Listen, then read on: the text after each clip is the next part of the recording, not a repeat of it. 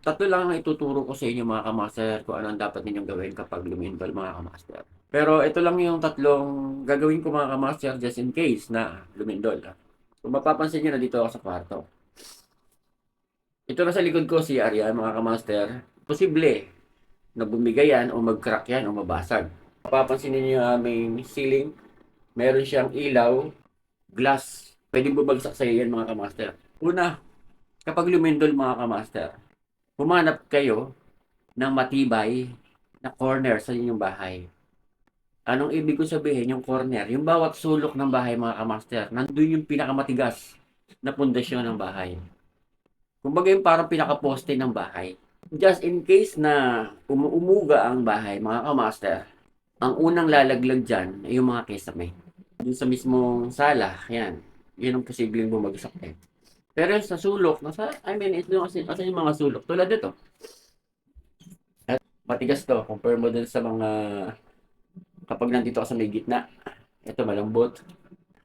Di ba yung bahay natin sa bawat kanto, parang meron siyang poste. Lumuhod kayo at humawak doon. Pakiramdaman nyo lang ang lindol. Tapos tingnan nyo kung may babagsak. Huwag kayong yuyuko na hindi nyo nakikita yung babagsak sa inyo. Kasi mas delikado mga kamaster kung nakakapit lang kayo dun sa pader na nakatayo. Mahihilo kayo, babagsak kayo nun eh. Lumuhod, hawak doon sa may pinakasulok ng gusali or ng corner ng inyong bahay, yung pinakaposte. Siyempre, humihina yan. Hihinto. Kung may pagkakataon na humina at huminto ang lindol, humanap agad kayo ng exit kung saan malapit. Lumabas na agad. Number 2 mga kamaster, kung meron kayong mga helmet sa bahay, bago nyo gawin yung number 1 na humawak sa mga pader, mas maganda kung naka-helmet kayo. Helmet ng motor, yan. Saka nyo isipin na tumakbo kapag alam nyo na mabagal na yung uga. Diba?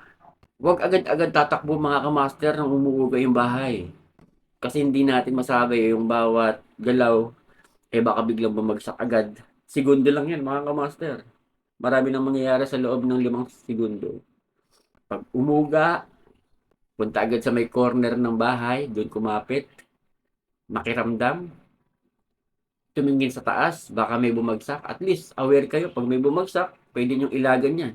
Alam niyo naman, magkakrak yun eh. O umiwas na kayo doon, baka bumagsak na yun kapag gano'n na nangyari. Siyempre, ready nyo na din yung bag ninyo, yung go bag kung tawagin mga kamaster. And then, number 3 mga kamaster, ang pinakamagandang gawin. Kaya ako ito nilas, dahil ito yung pinaka-importante. Tawagin nyo si Lord. At siyempre, hindi kayo pababayaan. Yung 1 and 2, maganda yan.